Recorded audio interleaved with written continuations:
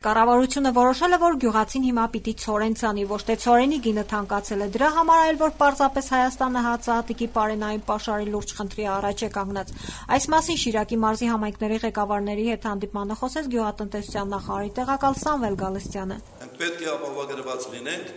նվազագույնը մեկ ամսվա նվազագույնը սովորական պայմանների համար, անսովոր պայմանների համար 60 օրվա մինիմալ պահանջ մենք պետք է պետրեզերվի հնարավորություններ ունենանք։ Սա ասեցի, որպեսզի բոլորս քաջ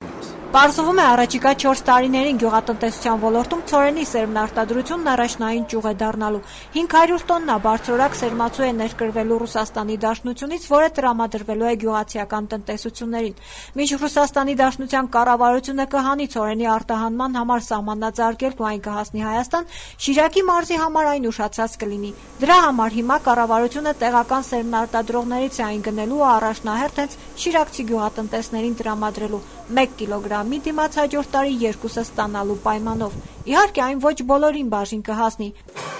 Մենք պետք է ընտրություն կատարենք,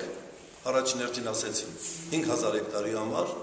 եւ առաջին ամենախոշոր փողունեցողի ցանկաշրջանառություն իրականացնողի անցյալ տարվա դաշտում, տվյալ դաշտում, այս տարվա 2009-ին ցորեն պետք ցանած չլինի, արտադրելով առաջինը նաեւ ջրովի հնարավորություններին, եթե չունեցանք նմանատիպ վիճակ, բնականաբար այս ռեգիոներում, որտեղ երբեմն անջրտի պայմաններում ունենում ենք լավագույն կայուն բերք, հաշվի կնստենք նաև անպայման այդ օգտագործողների։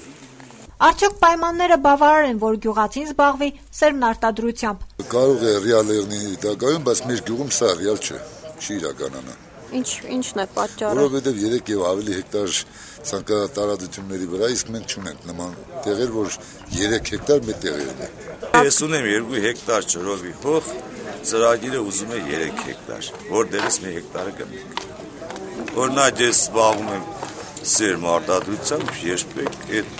քայլի չեմ գնում։ Չեմ կարծում այսօրվա դրությամբ ոչ մի գյուղացի չի համաձայնվի այդ հարաբերությամբ 1-2-ի հարաբերությամբ, որովհետև հազիվ մարդիկ կարողանում են իրենց ծախսերը հազիվ հանել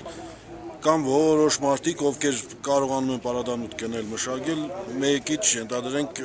եկամուտ են ստանում, բայց այս պայմաններում չեմ կարծում, որ լինի այդ ծևի հողօգտագործող, որ համաձայնվի այս պայմաններին։